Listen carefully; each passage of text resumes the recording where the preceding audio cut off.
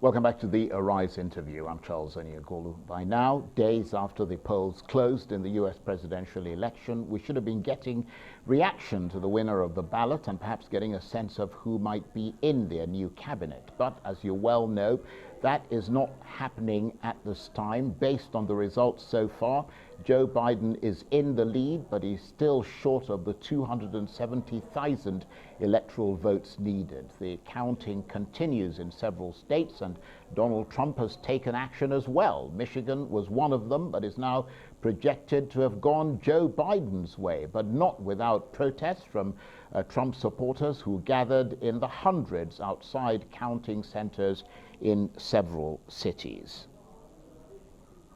Well, to get the perspective of the Democratic Party in all this, I'm joined now by a spokesperson for Democrats abroad, John Lindsay.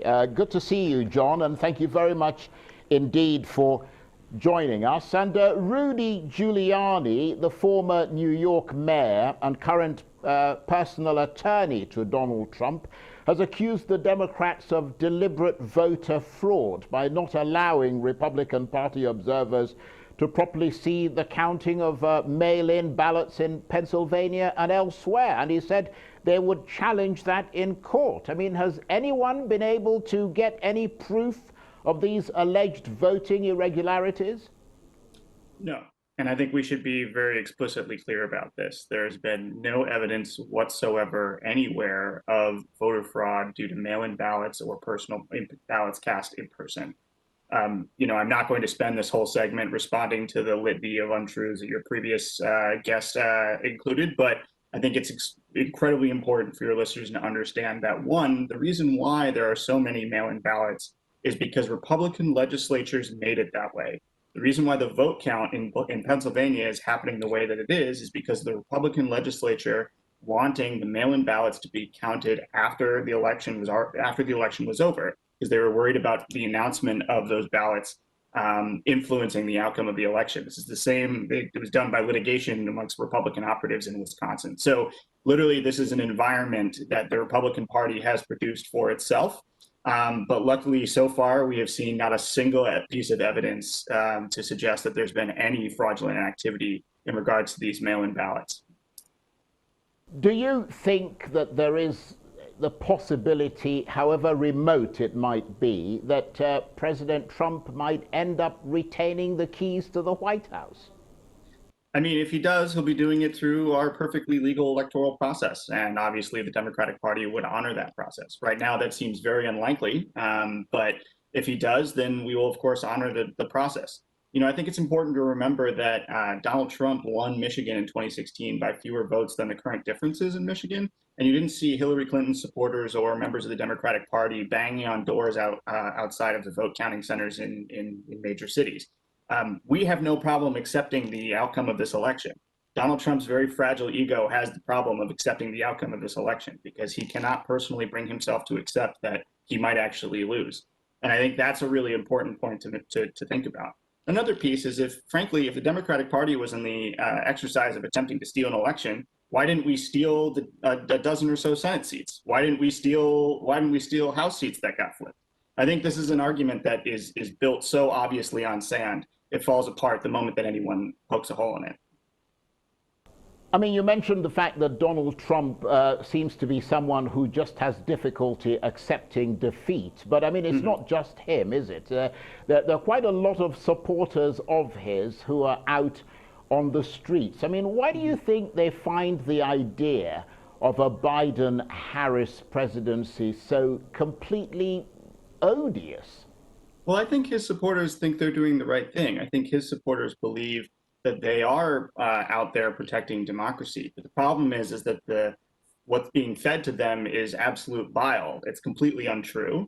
And they live in a media ecosystem that continuously reinforces this, whether it's engaging with the president on Twitter or listening to his public statements via conservative media. So I think that the American people, I think that those voters believe that they're doing the right thing. Unfortunately, they're being pushed to do it by a demagogic president who just can't accept that his fragile ego would be defied in this way. And I think that's the reality, is that these people think they're doing the right thing and I think have in their hearts good intentions. but are ultimately being influenced by someone who does not have any good intentions at all for anyone other than himself. I mean, we've heard of protests on the streets. We've even heard of clashes with the police. I mean, how much does that worry you? I mean, look, I think it's unfortunate, and of course it worries us in the sense of we do not want people who are doing their jobs and counting votes to be intimidated. But I think that's why you see secretaries of state throughout the country are taking important measures not only to protect polling places, but also to ensure that the police are respecting the right to free and publicly protest. I mean, this is a hallmark of American democracy, is the ability to go out into the street and make your voices heard. Of course, we have seen some violence amongst police and protesters in parts of the country, but by and large, these protests have been safe. And I think the secretaries of state are taking necessary actions in order to protect the efficacy and the legality of our election. I suppose what I mean is that, I mean, when you look at it from, especially from the outside in, I mean, Joe Biden, if he becomes president, is going to inherit a very, very divided country. Yeah. With a lot of angry people in it. I mean, that's going to be a tremendous challenge, in addition to the challenges that already exist of sort of a COVID-19 ravaging the United States and an economy that's been devastated by the pandemic. Look, I mean, after the Twitter storm president, it was always going to be a project to unify America again and bring the people back together. I think that Joe Biden is up for that. He's had a long career of reaching across the aisle and being able to engage Republicans effectively. And I think that you'll see that again in a Biden-Harris administration. He has long run on the point of restoring the soul of America and rebuilding our social consciousness. And I think that you'll see that that will absolutely be a center point of his administration and something that he'll work exceptionally hard on. Yes, it's going to be tough. And right now, Joe Biden knows it's going to be tough, and frankly, the president and his inability to accept defeat is not making it any easier. But I think you will see a concerted effort by Joe Biden to govern as an American president, not as a Democratic one, to serve the people and not himself. And I think that will, over time, I think that people will see that is not only vitally important to the success of our nation, but will be a hallmark of his presidency. So at the moment, are you happy? Are you sort of confident? Are you buoyed by the lead that Joe Biden has established, even though it might end up not being entirely unassailable? Look, I mean, what we're buoyed by is the ability for poll workers to do their jobs. We just want the count to be finished. I mean, I think that the contrast couldn't be more clear here. Joe Biden came out last night and said that it was incredibly important for all of the votes to be counted. And Donald Trump is tweeting on Twitter that he wants to stop the count of the vote. We are willing to accept that even as more votes get counted, we might not win. But the reality is that that's not what Donald Trump wants. Donald Trump wants to stop the most important piece of our democracy, which is the counting of votes, which is the expression of franchise. And so, you know, am I buoyed by the results? I'm buoyed by the fact that there are thousands of poll workers across the country that are just going into work after working very late nights, or going in on the following morning and sitting down and doing their jobs and making sure that every vote gets counted.